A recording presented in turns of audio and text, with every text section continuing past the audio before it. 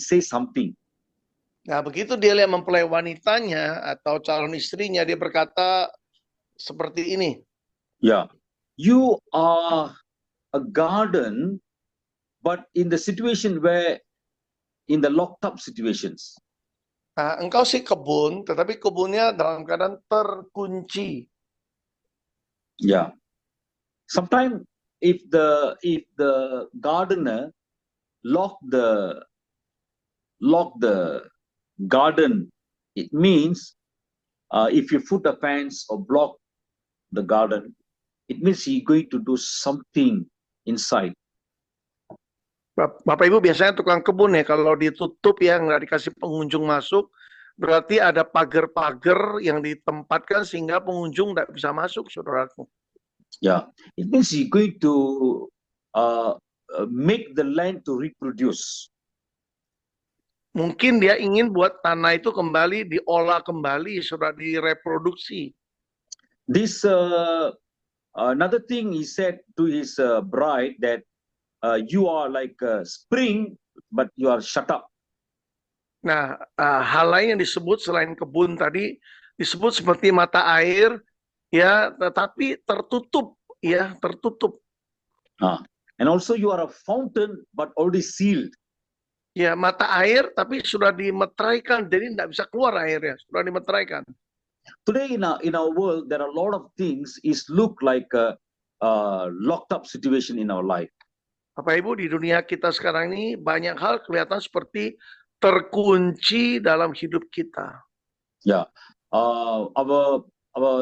we fast and pray, but our finance situations, still we never see any breakthrough.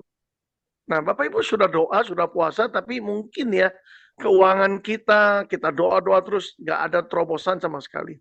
Our marriage life look like a locked up situation.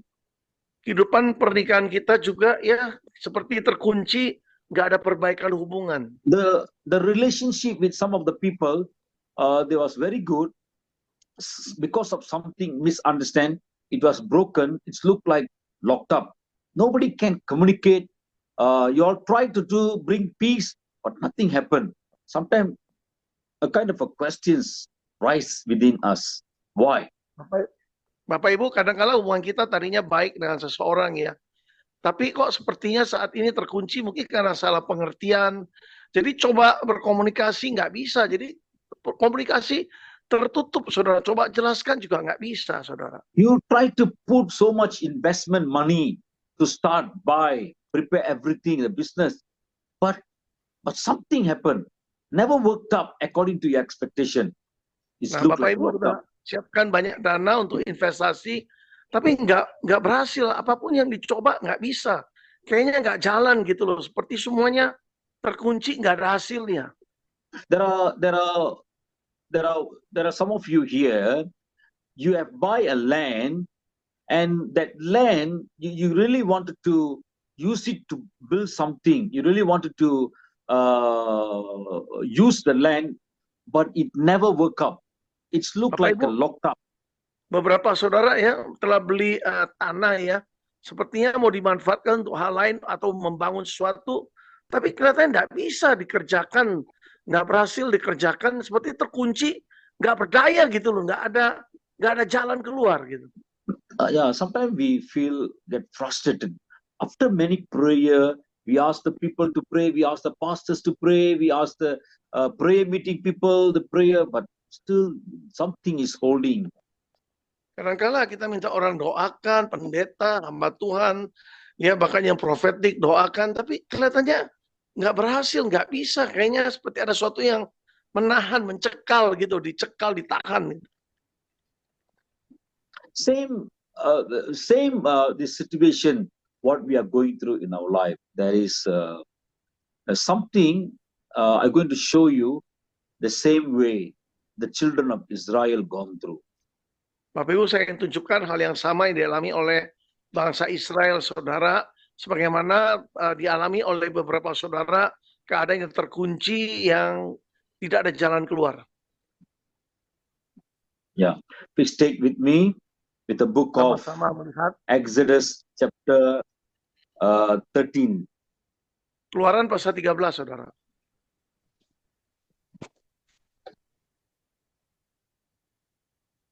Verse 20, ya.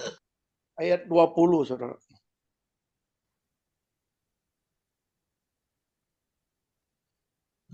Keluaran 13 ayat 20.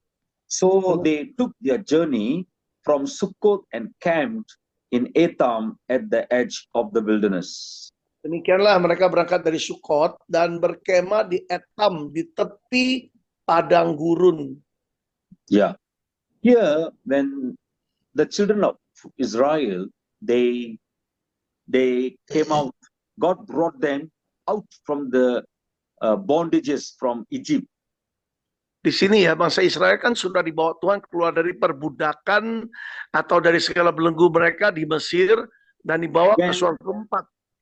Yeah, when they come out from Egypt, they went to the place called Sukkot. Nah, begitu keluar dari padang gurun ya, dari Mesir, mereka dibawa suatu tempat namanya Sukot, saudara. Yeah. So sometimes these people, waiting for some period, for some time. Nah, kadang-kala ini orang-orang ini yang menunggu suatu waktu tertentu, mereka harus tunggu. Yeah.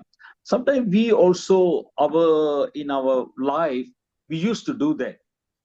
Kadang-kala dalam hidup kita juga seperti itu. Kita pernah melakukan hal itu, harus nunggu, saudara. Yeah, sometimes we doesn't want to move forward. So we will, sometimes we think this is enough. This is a good zone. This zone is very good. So we'll be remain here. Ya, kadang-kala orang merasa zona nyaman ya, ingin tetap di situ, tidak mau bergerak lebih lanjut, tetap di sana, tidak mau bergerak lagi. But God doesn't. It's not God's will. Sometimes God Tapi wants you to move from this place to Tuhan, another ya. place. Iya, karena Tuhan ingin bawa kita ke tempat lain, gak boleh mandek di suatu tempat, gak boleh terkunci di suatu tempat. So now the Lord told Moses, tell these people, move from this Sukkot to Etam. Nah, sekarang Tuhan berfirman lewat Musa, hambanya kepada umatnya, harus bergerak dari Sukot ke Etam. Etam means in the, before that, let us turn with me with the book of, Exodus chapter 14. Keluaran pasal 14, sebelumnya kita lihat di Keluaran pasal 14. From verse 1 to 3. Mulai ayat 1 sampai 3.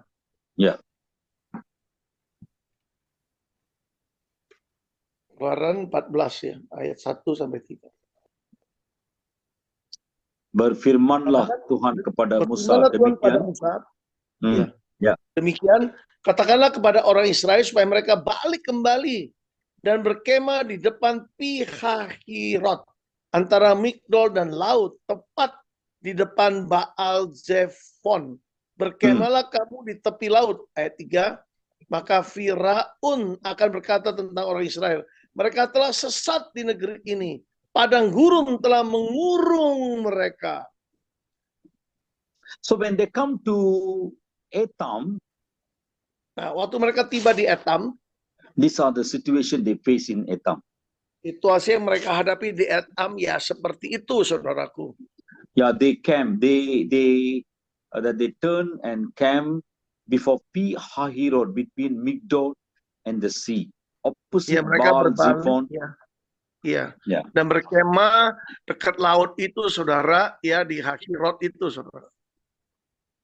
Okay, I want to explain a little bit. Izinkan saya jelaskan sedikit. Yeah. This place look like, you see, God brought them out from Egypt.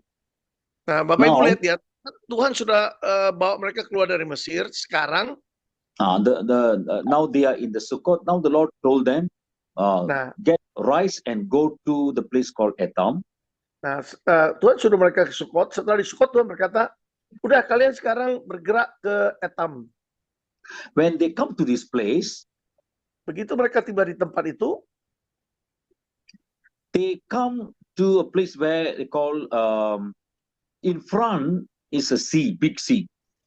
Nah, di hadapan mereka itu laut yang besar, yang luas, saudara. Yeah. So they cannot move in front. Jadi mau bergerak maju nggak bisa. So if they want to move to the left or to the right, still cannot also. Kira-kira mereka mau bergerak ke kiri kanan juga nggak bisa, saudaraku. Why? Kenapa? Because in the left and the right, there is a Mount Sinai range. It's the edge of the mountain. Nah, karena kiri kanan itu ada tepi daripada ujung daripada Gunung Sinai, saudaraku. So they Terjal. cannot move to the right and to the left. Jadi mau ke kiri kanan mentok sudah nggak bisa. Because this is not a 1-2 people can like they can competition like tie the rope in the waist and can cliff mountain cliff.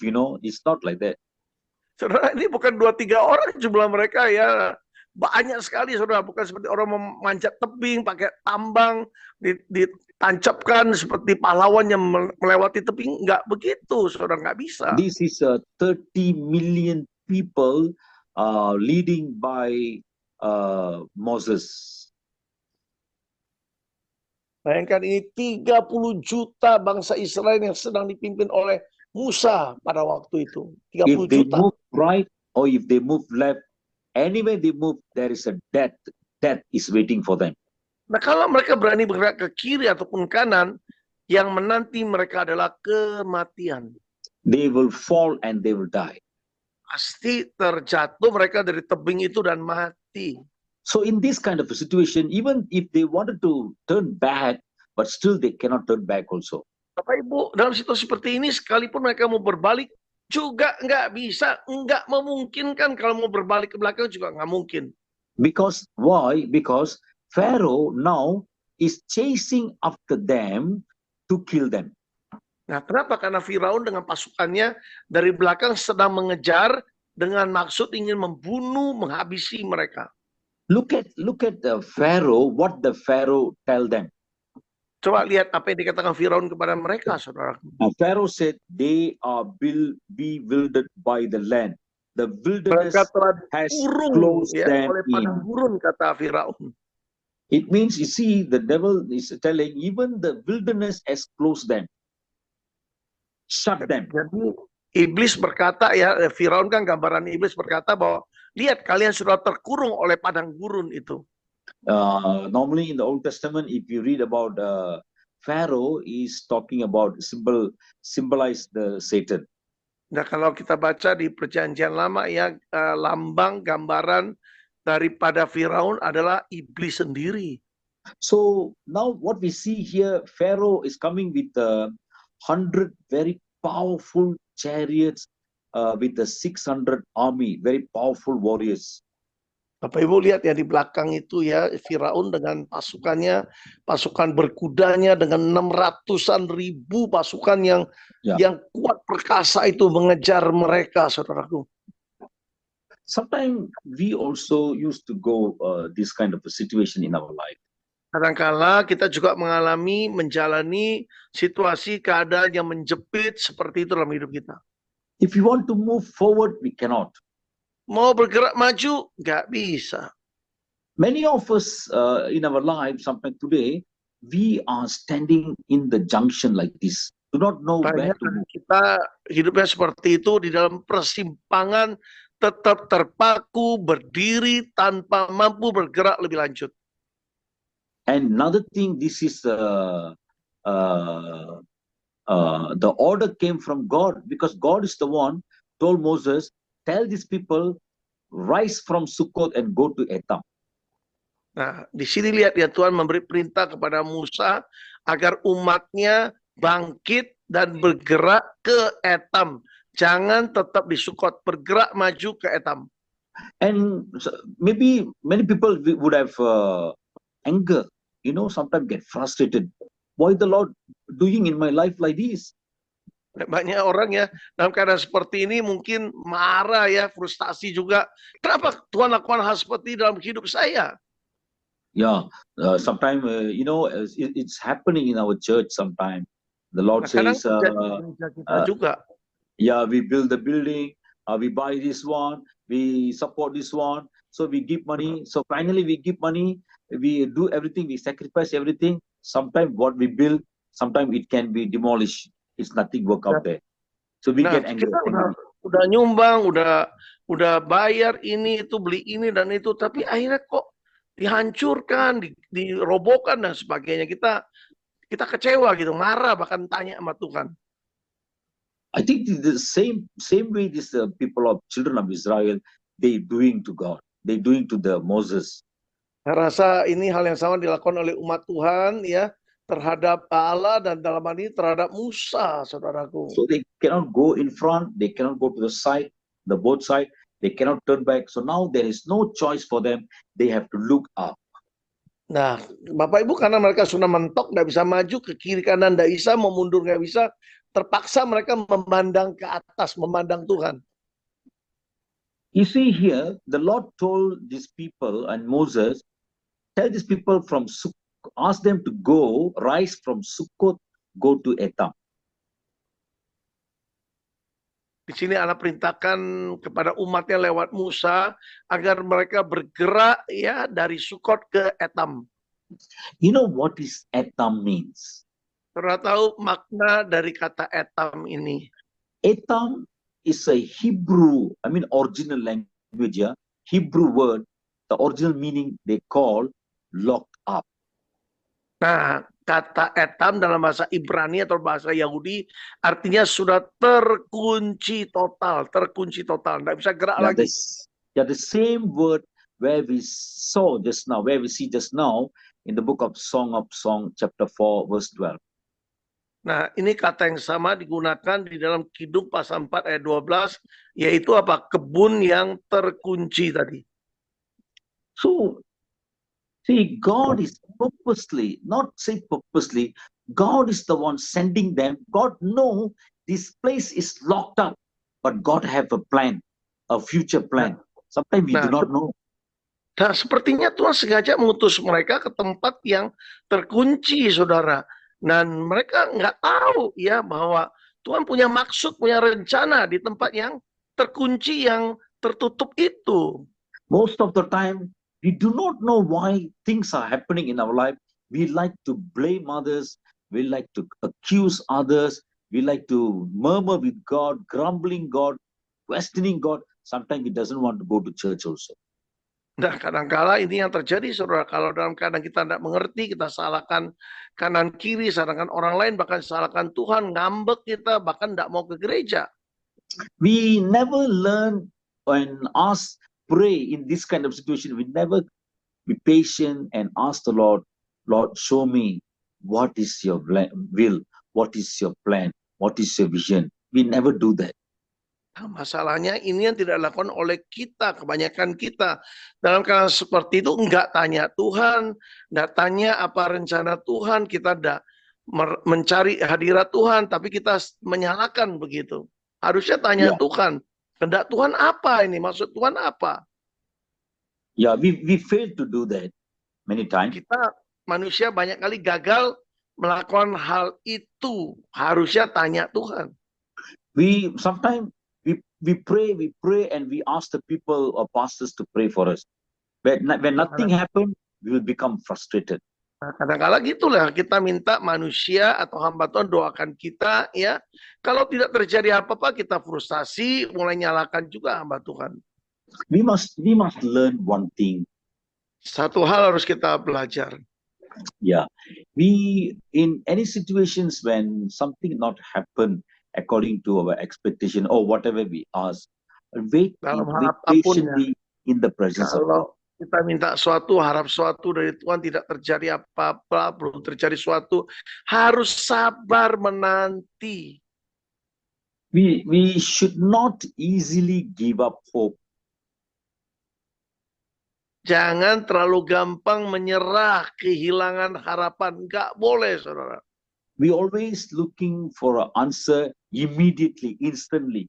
Nah, kita masalahnya ingin dapatkan jawaban yang instan, yang seketika, langsung tanya, langsung jawab. Yeah, I think, but something happened now. The children of Israel in Etam, where they couldn't move to the forward, to the right and left, even to the back. So there is no choice for them. They have to lift their eyes up. Nah, karena bangsa Israel udah nggak ada pilihan lain, ke depan nggak bisa, ke kiri kanan, ke belakang nggak bisa, terpaksa mata mereka dilayangkan, diarahkan ke atas, mulai tanya Tuhan. Saudara. That's why Terpaksa mereka even we can learn from the life of King David. Even very Jadi beautifully kita he bisa wrote. belajar He wrote kehidupan Raja Daud. Psalms 121. He said that I will lift up my eyes where my helps come from. Nah, kita harus belajar dari Daud ya di dalam Mazmur 121, Pak ya. Ya. Yang berkata, aku layangkan mataku ke gunung-gunung, dari mana datangnya pertolongan? Pertolonganku ialah datangnya daripada Tuhan yang menciptakan langit dan bumi. Many a time we try to back some people. Banyak kali kita sukanya salahkan orang lain. Maybe my friend will help. Maybe my pastor will help. Maybe Mungkin my temanku children will help. Anak-anakku nanti yang akan tolong, artinya kita bersandar pada orang lain, minta backup dari orang lain ya. Nothing wrong, but we make sure don't repeat it again. Try to focus in God.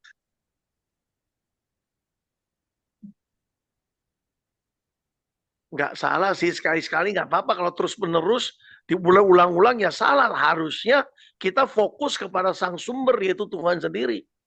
Because the Lord says, if anyone diligently seeking me, I'm so faithful to speak to you, to reveal or to answer their prayers. Tuhan berkata kalau kita tekun mencari Dia, sungguh-sungguh mencari Dia dalam doa kita, maka Dia akan singkapkan banyak hal, Dia akan menjawab segala doa-doa kita, sebab Dia Tuhan kita yang setia. So now they are lifting their eyes. All their head was looking up. Is there any help? Someone can help us. Nah, sekarang no choice. Ya, karena nggak ada yang bisa menolong mereka terpaksa memandang ke atas, minta petunjuk Tuhan dan mulai ikuti Tuhan. Nggak ada pilihan lain. So that is the time when they look up, something happen in that situation. Saat mereka memandang ke atas, maka terjadi sesuatu, saudara, dalam situasi seperti itu. Yeah, let us see what happened, what God did for them. Sama lihat apa yang terjadi, saudaraku. Verse 21, yeah. Ayat 21 sekarang. Exodus chapter 13 verse 21. Nah, Keluaran pasal 13 tadi, ayat 21 sekarang. Tolong diperlihatkan. Ayat 21. Nah, Tuhan berjalan di depan mereka pada siang hari dalam bentuk tiang awan untuk menuntun mereka di jalan. Dan pada waktu malam dalam bentuk tiang api, saudara. Wow, praise God. We see there is a huge cloud appeared for them, and also there is a pillar of fire. Bapak Ibu lihat ya, ada awan yang begitu besar seperti tiang ya, yang menuntun mereka, juga tiang api yang memimpin mereka di waktu malam. Some of the Hebrew Bible school scholars here, the rabbis, Jew rabbis, they said like this: this is the first time God bring this give them the huge cloud to protect them and lead them. Nah, para rabi ya, ahli teologi berkata ini pertama kalinya ya Tuhan melindungi mereka, pertama kali seumur hidup, pertama kali menuntun, melindungi mereka dengan tiang awan yang begitu besar dan juga tiang api yang begitu besar, saudara, melindungi umatnya. This is the first time it is coming. Pertama kali ya mereka dituntun, dilindungi oleh tiang awan dan tiang api.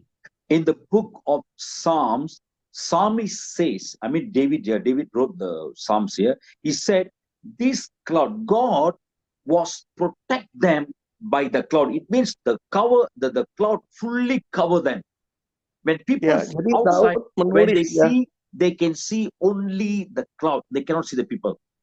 Jadi Bapak Ibu, Daud menulis seperti ini bahwa tiang awan itu yang begitu besar, begitu melindungi mereka sehingga musuh-musuh nggak bisa melihat mereka. Yang mereka lihat cuma awan yang menutupi bangsa Israel. God is so concerned about his children.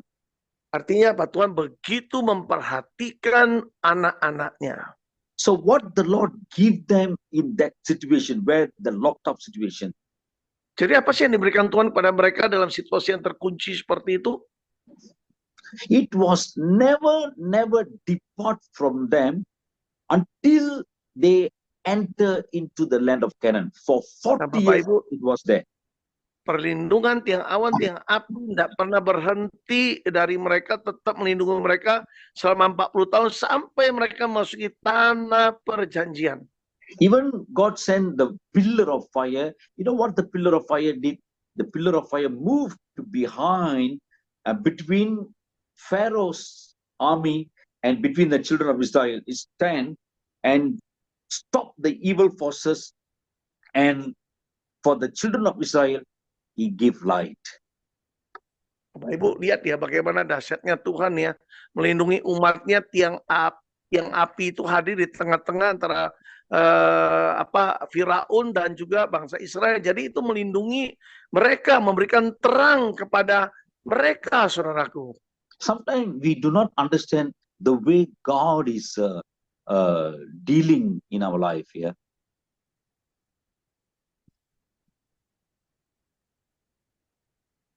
Halo? Kadang-kadang kita nggak ngerti ya cara penanganan Tuhan dalam hidup kita ya. Kita bingung, nggak ngerti. Tapi cara Tuhan itu ya seperti itu. Bisa selalu ada, saudara. God have his own way to protect us. Tuhan selalu punya caranya sendiri untuk melindungi kita. Selalu ada cara. If God called you, Nah, kalau Tuhan sudah panggil kita, tugaskan kita. when you are so faithful to obey to the God's command, Kalau God's kita visions, setia God's mentaati plan, segala perintah Tuhan, ya rencana Tuhan. no matter what happened, Jadi nggak peduli apapun yang terjadi, saudaraku. wait until for the next command from God is coming to you. Your voice. Wait until for Kita the harus next tunggu perintah commandment Tuhan from God. berikutnya, saudara. Ya, perintah Tuhan berikutnya kita akan terima kalau kita taat perintah yang diberikan sekarang. Jadi bertahap, progresif gitu loh. The problem is sometimes, many of the time, we got no patience. That is the problem. Banyak kali kita umat tidak sabar, nggak mau nunggu suara Tuhan atau perintah Tuhan. Because of our impatient in this world, in our life, we face a lot of disappointment. We have failed in many areas. We lost even some of our investments or our family also sometimes. Nah, kadang-kala ya karena ketidaksabaran kita hilangnya investasi kita, bahkan anggota keluarga kita mengalami banyak kekecewaan, kegagalan juga. Kenapa? Karena tidak sabar. But these people, they got no choice. They got no choice to turn anywhere. But God put them in the locked up situation, locked. Nah, karena umat ini ya sering mokong ya, Tuhan sengaja kunci mereka dalam situasi keadaan seperti itu. Udah nggak berdaya, udah nggak ada jalan keluar, terpaksa mereka berseru memanggil Tuhan, bertanya pada Tuhan. Wait patiently in this kind of situation. Pray. Definitely God will open the door for you to bring you out from that situation. Dalam keadaan terkunci harusnya kita sabar, berdoa. Pasti pada akhirnya Tuhan itu memberikan kita jalan keluar, melepaskan kita dalam situasi keadaan yang tidak baik itu. 3 things God did for them. Bapak Ibu lihat ya, 3 hal dilakukan Tuhan bagi umatnya. One is God give them the huge cloud. For the huge cloud and the pillar of fire, it was protected them, lead them, guide them for 40 years. Pertama ya, perlindungan Tuhan lewat tiang awan, tiang api menuntun mereka 40 tahun sampai, saudara, 40 tahun. Itu perlindungan Tuhan, saudara. Itu yang pertama.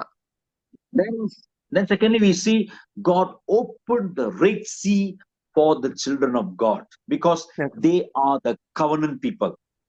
Nah, karena mereka umat yang punya ikat janji dengan Tuhan, Tuhan buka Laut Merah menjadi jalan raya, saudara, menjadi jalan yang kering, saudara, sehingga mereka bisa melintasinya. People, those who made a covenant relationship with God, God will stand for them very strongly. Artinya secara kuat Tuhan akan mendukung, membela setiap umat yang punya ikat janji dengan Dia. Yeah. So make sure, stand in the covenant, be faithful and integrity, because kita your patience, your faithfulness, your dengan honesty, sabar, integrity, it is setia, important integritas, for God sangat penting to bring bagi to Allah pass whatever He promised to you. untuk apa yang dijanjikan agar tergenapi. Saudara tetap sabar, tetap tekankan integritas dan kejujuran. Then only we can see a supernatural breakthrough. What God have for us, we can receive it, we can experience that. Dengan demikian kita bisa mengalami, bisa menerima segala terobosan yang Tuhan sudah rancang bagi setiap kita. Kalau kita tetap sabar menanti, memiliki integritas dan tetap jujur.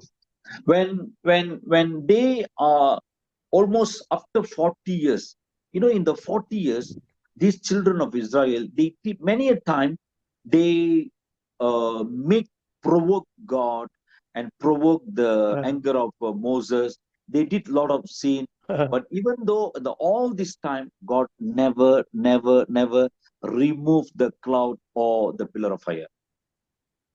Bayangkan ya, demikian setianya Tuhan ya, sekalipun mereka itu seringkali provokasi Tuhan, dalam waktu 40 tahun itu juga bikin marah pemimpin mereka Musa. Tidak pernah Tuhan singkirkan tiang api pelindungannya dari umatnya. Sometimes we wait in the presence when we receive something solidly from God. It will be really a kind of a blessing even to our whole generation.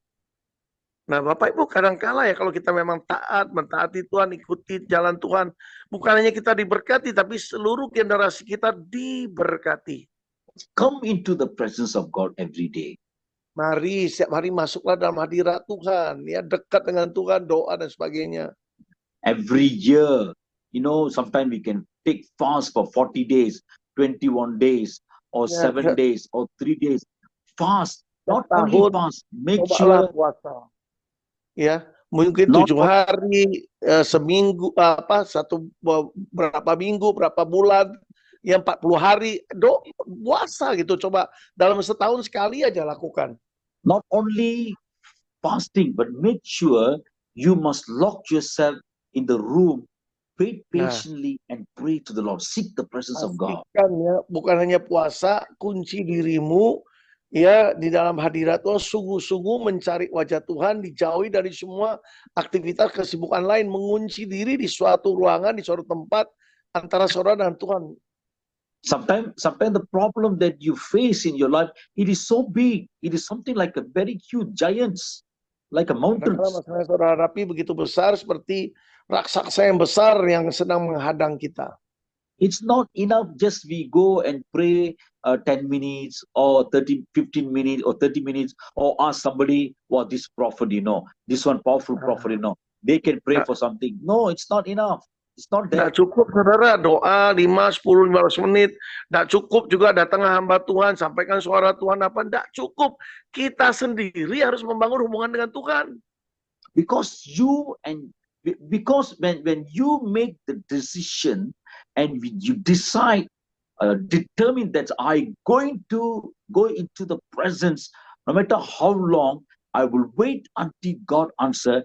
Then you receive the answer. God will bring the answer to you.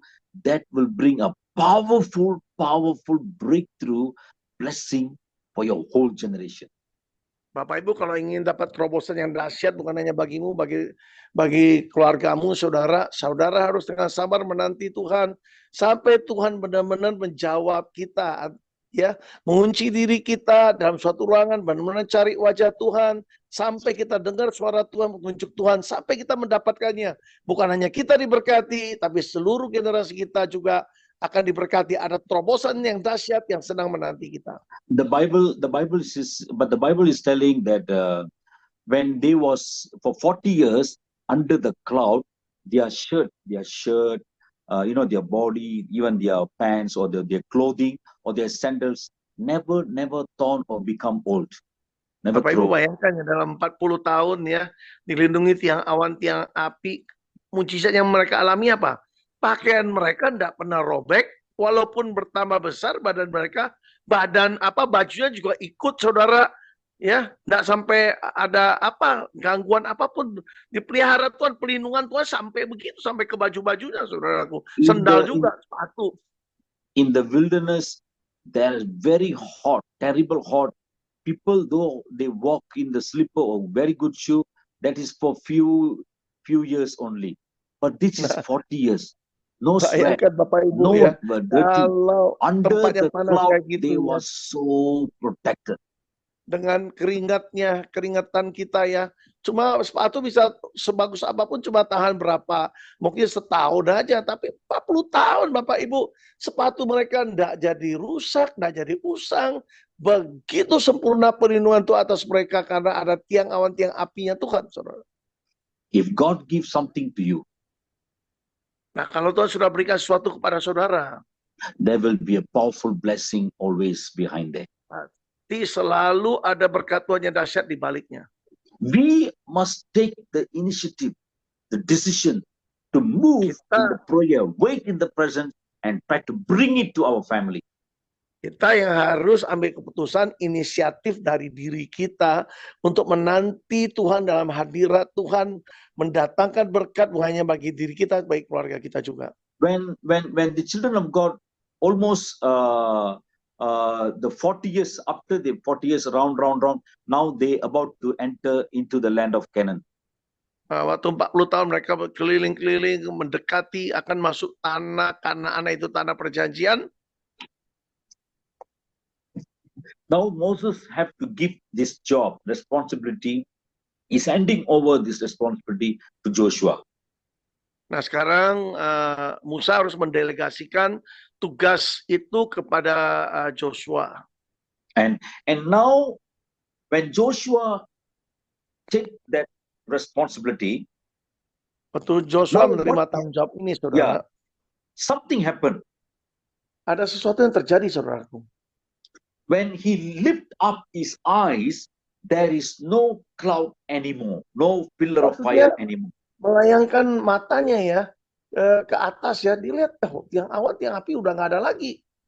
Because the cloud and the pillar of fire that was following them, protecting them, cover them only for 40 years until they enter into the land of Canaan. Hanya untuk mereka sampai di tanah Kanaan, tanah perjanjian. Setelah mereka tiba, perlindungan lewat tiang awan, tiang api itu sudah tidak ada lagi. So maybe that's why Joshua, he was shocked. Lord, maybe it's never written in the Bible, but he was lifted up. He looked, oh, where is the cloud? No more the cloud is there. Maybe who would have a fear. Ya, memang nggak ditulis dia terkejut atau apa, tapi dia melayangkan matanya, dia hanya bertanya kemana, di mana itu tiang awan, tiang api kok nggak ada lagi. Joshua chapter 5 verse 13. Joshua pasal 5 ayat 13, saudara. It says like this. Dikatakan seperti ini. Yeah, when he lift up his eyes there. Hello? When he lift up his eyes there. Sebab semua orang yang keluar dari Mesir.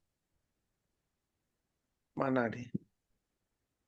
Sebab semua yang keluar dari Mesir itu telah bersunat, tapi semua yang lahir di padang gurun dalam perjalanan sejak keluar dari Mesir belum disunat. Pastor, is 40 minutes already, Pastor. Enggak apa-apa, lanjut aja. Ya, Bu? Enggak apa-apa, Pak Sindo, lanjut aja. Bagus firman-nya. Ya. Ya, tapi nanti satu-satu doa nanti. Nggak cukup waktunya. Iya, Pak. Oke. Jadi, silakan, Pastor. Yeah, so jadi, book of Joshua chapter 6 verse 1 says, I'm finishing here, yeah. Book Ya, of Joshua Joshua pasal chapter 6 6 verse 1 says, ayat 1 ya. Dikatakan dalam pada itu Yeriko telah menutup pintu gerbangnya, telah tertutup kota itu karena orang Israel tidak ada orang keluar atau masuk. Nah, ini tertutup juga ya. yeah. So there, when he lift up, Joshua lift up his eyes to the sky, but there is no cloud, but he saw angel of the Lord standing there with the sword, big sword. Nah, ini in verse what? So jadi si Joshua melayangkan matanya melihat ke atas, kok nggak ada tiang api lagi. Tetapi dia lihat sekarang kali ini beda ya, perlindungan Tuhan lewat malaikat Tuhan dengan pedang yang terhunus di tangannya. Because the angel of the Lord, now the angel know, now Joshua have to enter into the land of Canaan because there is a lot of a war they need to do. Therefore, the Lord sent the angel. The angel came to go with the people of Israel, go together with Joshua to fight the enemies.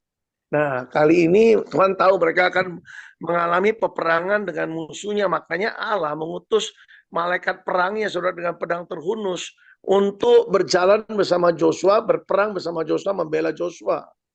Even Jericho was shut in front of them, but they prayed to the Lord, worship the Lord. The Lord brought down Jericho wall. Walaupun Yeriko itu tembok yang berkubu begitu kuat, begitu tebal, tapi mereka berseru, mereka memuji Tuhan, saudara. Akhirnya tembok yang kuat itu runtuh, saudaraku. Hannah's 1 Samuel chapter 1, we read Hannah's womb was locked up, shut up, but God gave grace to her. Nah, kita lihat juga Hana ya, ini ibunya Samuel, Nabi Samuel.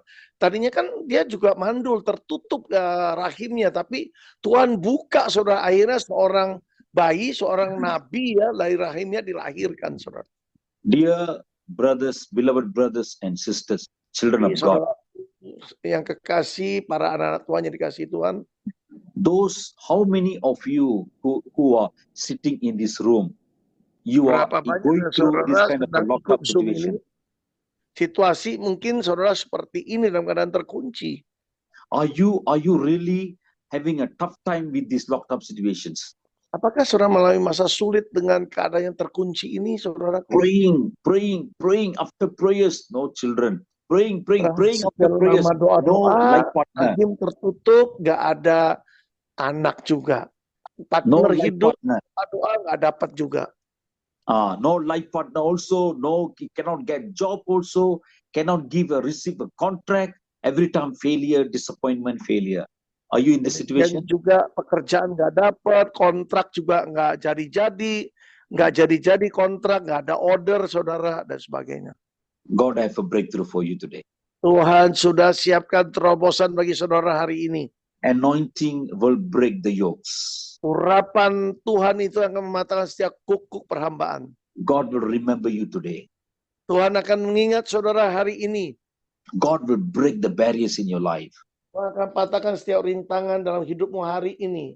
If you look like you are in the cage or in the prison, God will break the cage, the gate, the door, and God will bring you out from the situation. Kalau hari ini saudara seperti ada di goa, di suatu jeruji atau penjara, atau ya, Tuhan akan patahkan gerbang-gerbang penjara itu sehingga saudara bisa keluar dari situasi keadaan itu. Nothing is impossible for God. Tidak ada yang mustahil bagi Tuhanmu. If you believe in the name of Jesus. Kalau engkau percaya kepada nama Yesus. Father, I release the anointing right now. Bapak, aku lepaskan urapanmu saat ini. In the mighty name of Jesus. Dalam nama Yesus yang perkasa. I pray, I release the blessing upon them right now in Jesus' name. Aku berdoa dan lepaskan berkat bagi mereka semua saat ini. I break every chain in their life. Setiap rantai dalam hidup mereka aku patahkan. Lord, whatever is shutting them in front of them, whatever the barriers, in the name of Jesus, I break it right now. Let whatever shut it, it is open right now in Jesus' name. Apapun yang tertutup, aku patahkan, aku hancurkan, sehingga mereka bisa keluar dari situasi keadaan itu. Thank you, Father, in Jesus' mighty name. Terima kasih, Bapak, dalam nama Yesus yang perkasa. There are people here, you have business problem. Ada masalah di bisnismu. In your family, you're going through some kind of a locked up situation in your business. Dalam bisnismu, dalam keluargamu mengalami situasi keadaan seperti terkunci. Yeah. Can I see your hands? I'm going to pray for you. Boleh tangan-tangan Ibu, diangkat yang saya sebut Ibu, tadi, angkat tangannya.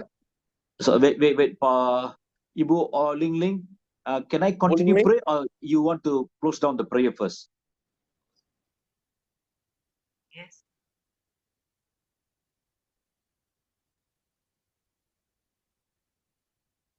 Hello?